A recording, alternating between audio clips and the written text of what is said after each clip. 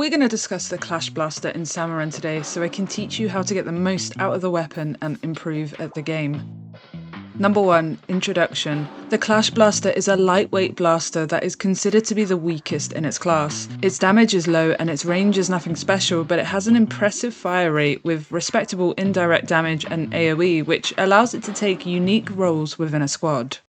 Number 2. Stats.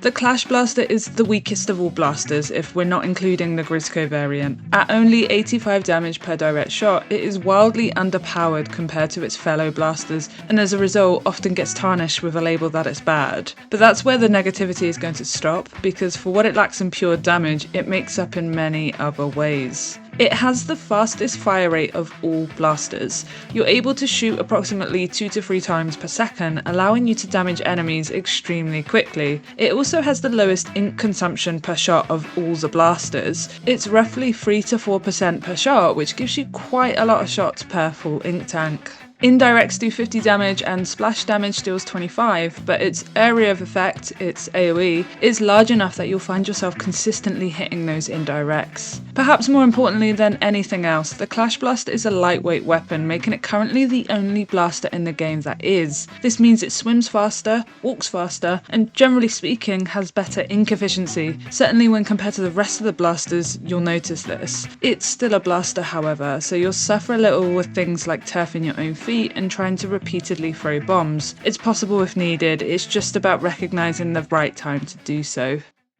Number 3. Boss slaying. As already mentioned, the Clash Blaster isn't the strongest weapon, so you may find you'll struggle against heftier bosses. The key is to recognise what you're good at and try to support your teammates with bigger kills, but I'll discuss that more in the next couple of points. Steelheads can be one-cycled, but will need strict direct hits to achieve this. You'll need 3 directs and 1 indirect minimum. Anything less than this and you will miss the one cycle. I often find taking higher platforms makes this easier as you don't run the risk of losing aim when jumping, something that affects almost all blasters. Scrappers, steel eels and slamming lids all have 500 HP when attacking their exposed parts, and so can be dealt with quite comfortably and quickly by the Clash Blaster. Stingers and fish sticks benefit massively from the way the Clash Blaster works. Its AoE allows you to hit multiple targets at once, making you one of the best weapons in the entire game to manage these 2 bosses. Flipper floppers are a bit of an issue for blasters in general, but the Clash may be okay with these provided they have enough paint around them for support and there aren't other enemies taking away their paint.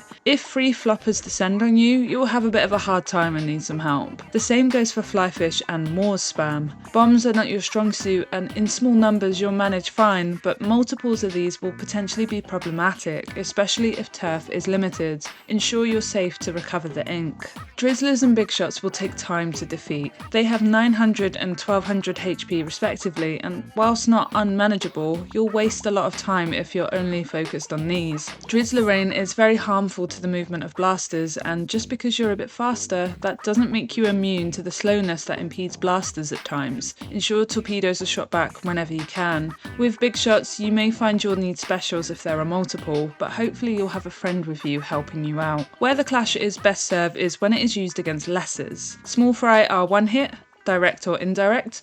Chum are 2 hits, 1 direct and 1 indirect, and Cohocks, whilst they take a bit more time at 400 HP, can be managed well if you're spamming your shots at clusters of lessers together. You'll want your direct hits to hit the Cohocks and your indirects to hit the small fry and the chum, thereby speeding up the slaying of them but also not wasting your ink. The Clash Blaster is one of the few weapons in the game that should focus lessers almost exclusively within most comps, provided players are working within their respective roles. It is where you're most strongest, and I sincerely recommend taking a day off from thinking you're the big boss slayer all the time and go squish some small fry. Anyway, if you can hit bosses whilst using your indirects to hit lessers, then you're being even more efficient with your time and your ink.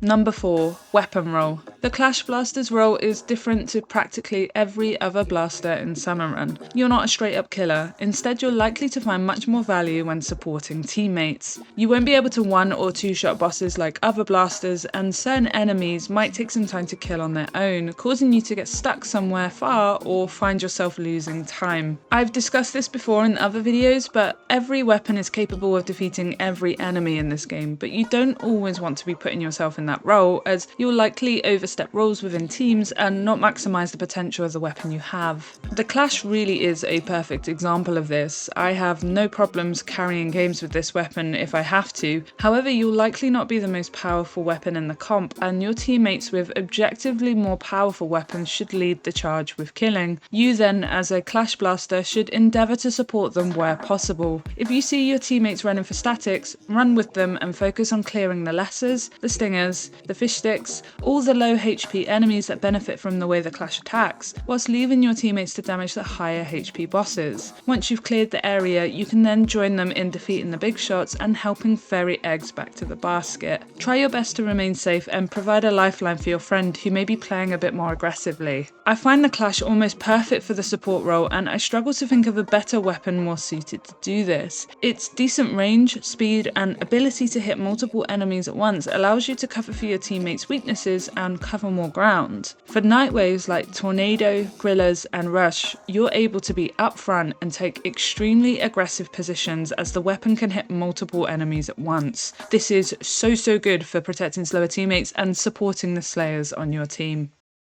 Number 5. AoE. The Clash Blaster is my favourite shit weapon. What I mean by that is that I know objectively it isn't that great, it's the weakest of all blasters, and I genuinely think its ink tank could be a bit better. But you know what? When it's the only weapon with AoE in a comp and it's fully supported by paint, I find what the Clash can provide is almost invaluable in a lot of ways. I really enjoy using this weapon and I enjoy making a bad weapon work well. I truly do believe all weapons have some things that make them special or stand out, and I think the Clash's ability to provide AoE proves better than almost any other weapon that a shit weapon can be good in certain comps. More often than not, you'll want to use your AoE to provide support for your team. As mentioned, you might find it difficult to be an outright slayer at higher hazards, so leaning into your ability to poke behind walls, platforms and use height allows you to make the most out of this weapon. The AoE becomes so helpful when dealing with lessers or bosses that take multiple hits, like stingers and fish sticks. Given how much faster the Clash Blaster shoots compared to the other blasters, you can play a bit more aggressively with its AoE should you feel more comfortable doing so. As already mentioned, its ability to control lessers is one of its best features, and this should be a top priority at all times. If nothing else, if you only help manage lessers and indirectly damage bosses,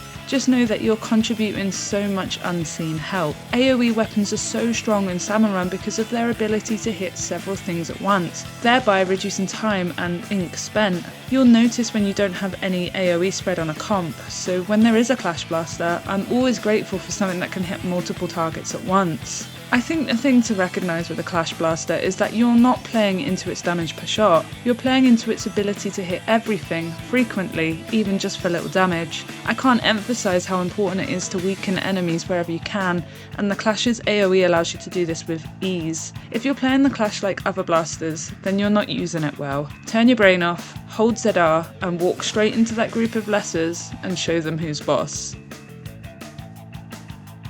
I hope this video helps you appreciate the Clash Blaster a little bit more. Thank you for watching. Bear in mind that I may have missed some stuff as I try to keep these videos short and snappy to help specifically with freelance. Let me know what you think. I'll see you guys soon.